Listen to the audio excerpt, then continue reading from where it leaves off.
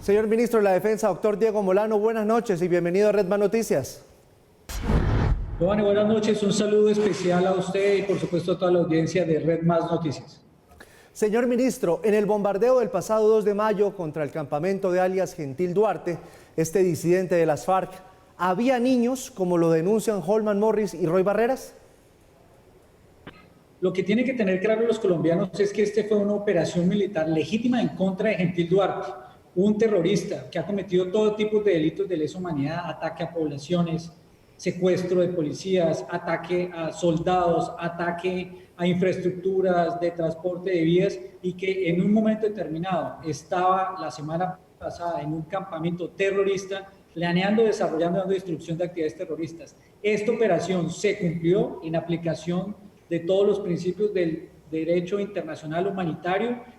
Como resultado de esa operación, 12 personas fueron muertas con motivo de estas operaciones y adicionalmente 5 fueron capturadas. 2 de ellas se identificó que eran menores de edad y fueron puestas a disposición del Instituto Colombiano de Bienestar Familiar. En este ejercicio lo que ha hecho las fuerzas militares es particularmente la aplicación del DH y la garantía de que exista seguridad y tranquilidad y se disminuyan los riesgos por tipos de atentados terroristas que cometen estos grupos que encabezaba Gentil Duarte. Señor Ministro, el 2 de marzo usted le informó al país de 10 bajas en ese operativo. El 3 de marzo, el general Sergio Alberto Tafur había confirmado de un menor de edad que había sido rescatado. ¿Por qué ayer en la noche el Comando Conjunto número 3 de la 4ª División emite un comunicado elevando a 12 el número de bajas y reportando la recuperación de 2 menores más? En primer lugar, desde el primer día se mencionaron los 2 personas menores de edad recuperadas, y lo que pasa es que allí las operaciones siguen siendo sostenidas, porque como no se logró neutralizar al cabecilla Gentil Duarte, las operaciones siguen siendo sostenidas en esa zona y se han venido capturando a parte de los miembros de esa estructura criminal. Pero aquí lo fundamental es que lo que tiene que tener claro el país, que quienes infringen el derecho internacional humanitario son los reclutadores de estos jóvenes que los convierten en máquinas de guerra, y que, como lo establece los principios del derecho internacional humanitario, siempre se adoptan las medidas de precaución necesarias para desarrollar este tipo de operativos y operaciones, y que cuando, a pesar de que existen menores de edad, pues deben considerarse el desarrollo de estas acciones con el fin de prevenir riesgos para la sociedad. Pero por supuesto lamentamos nosotros profundamente, más que yo, Giovanni, y usted sabe que yo fui director del ICBF, que salgan jóvenes en este efecto porque han sido reclutados y básicamente son utilizados e instrumentalizados por estos grupos, pero son ellos los enemigos de los jóvenes y los niños, son ellos los que los instrumentalizan y los vuelven máquinas de guerra, y por supuesto lo que nos corresponde como fuerzas militares y de policía es desarrollar los operativos para desmantelar esas organizaciones que atentan contra la vida, los bienes y la tranquilidad de los colombianos. De este operativo se ha hablado mucho hoy, señor Ministro, y hay denuncias de personas que dicen ser familiares de niños que estarían desaparecidos en la zona del bombardeo. ¿Es posible que esos niños hubiesen estado en el campamento de alias Gentil Duarte en el momento del bombardeo? Lo que las fuerzas militares y de policía pueden reportar específicamente es las capturas. Corresponde a la Fiscalía de Medicina Legal, que son las únicas autoridades legítimas de establecer las edades, el sexo y las características de las personas que quedaron allí después del operativo militar. Señor Ministro, para claridad, ¿a partir de qué edad, según los protocolos internacionales, un menor que hace parte de un grupo ilegal es considerado un blanco legítimo?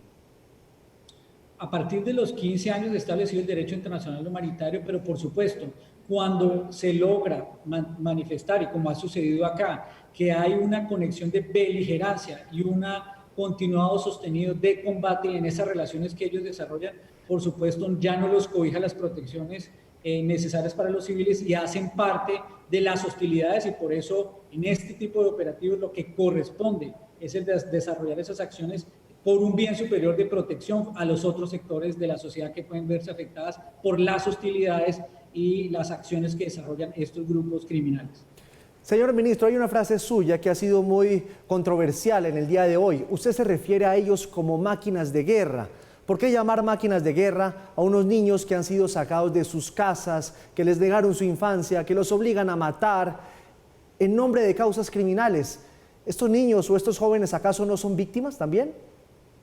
Giovanni, pues me refiero al término de máquinas de guerra porque una máquina de guerra es Gentil Duarte. Entró a los 17 años a las FARC, después sigue liderando las disidencias y ha cometido todo tipo de delitos de secuestros, como el caso de Miraflores, secuestros de 100 policías, atentados contra los policías. Desafortunadamente, cuando ellos son reclutados, hacen todo tipo de transformaciones y o prácticas realmente horrorosas con el fin de deshumanizarlos y que ellos afecten a la población. Y los deshumanizan con hechos muy crueles. Yo conocí niños y niñas del ICBF y jóvenes posteriormente que contaban cómo los obligaban a disparar a sus propios amigos, cómo los obligaban a asesinar policías, cómo los obligaban a cargar en morrales cuerpos desmembrados y con el cuerpo humano y 2 o 3 días con el fin de deshumanizarlos, de modo que pudieran atentar contra los policías. Por eso aquí las máquinas de guerra que necesitamos desmontar son aquellos que estos grupos narcoterroristas buscan reclutar, instrumentalizar y luego lo utilizan como cadenas humanas. Aquí, ¿qué queremos nosotros como sociedad? En primer lugar, que no siga el reclutamiento forzado ilegal, que son ellos los que lo cometen como tipos como Gentil Duarte. Lo que queremos especialmente es pedirles ahora que liberen a todos los jóvenes que tienen allí porque los están poniendo en riesgo esas organizaciones narcocriminales. Queremos decirle a los jóvenes que se desmovilicen o se sometan a la justicia porque se están poniendo en riesgo en estos casos y por supuesto seguir en esa tarea de desmantelar esas organizaciones porque precisamente ellos son los que reclutan y los ponen en riesgo y no, lo que no queremos es que siga ese reclutamiento forzado que tanto pone en riesgo a nuestros jóvenes, a nuestras generaciones. Pero las operaciones militares deben continuar porque si no se hacen ese tipo de actuaciones operativas van a seguir reclutando para utilizarlos como escudo y seguirán reclutando y afectando a los jóvenes y eso no lo podemos permitir porque nos duele en el alma. Y las fuerzas militares y de policía actúan legítimamente en defensa de esos jóvenes y de la sociedad. Señor ministro, los bombardeos han sido la herramienta más efectiva contra los grupos terroristas. Raúl Reyes, Alfonso Cano, el Mono Jojoy, todos cayeron en bombardeos. Pero el riesgo de errores es muy alto porque también han muerto inocentes, ya han muerto civiles. Hay quienes dicen que suspender los bombardeos podría ser un incentivo para los criminales, pero también hay quienes dicen que ante el riesgo de la muerte de civiles hay que suspender los bombardeos. ¿Usted qué opina? Por supuesto que nosotros lamentamos profundamente cuando estos grupos narcocriminales utilizan e instrumentalizan a los jóvenes y los convierten en esas máquinas de guerra. Pero lo que debe prevalecer es el interés superior del país, donde unas fuerzas militares y un ejército legítimo desarrolla sus operaciones en protección del resto de la sociedad. Y lo que buscan muchas veces es hacer una guerra jurídica y política con mentiras, con alusiones para que no se sigan utilizando instrumentos que desmantelen y neutralicen estas organizaciones que son las que verdaderamente son los enemigos de Colombia, son los verdaderos símbolos del mal.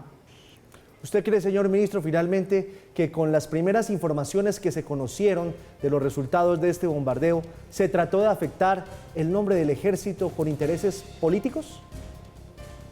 Pues yo creo que sí, porque los que estaban moviendo estos intereses son hoy personas como Holman Morris o Roy Barreras, que son candidatos, que en la época en que ellos podían haber defendido a los niños no se acordaron de ellos durante el acuerdo de paz y el reclutamiento forzado ilegal siguió.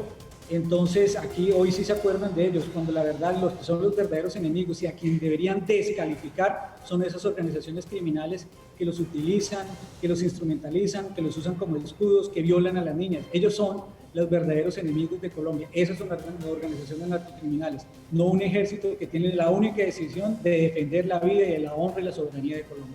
Pues señor ministro de la Defensa, doctor Diego Molano, muchas gracias por atendernos y feliz noche. Feliz noche, saludo especial.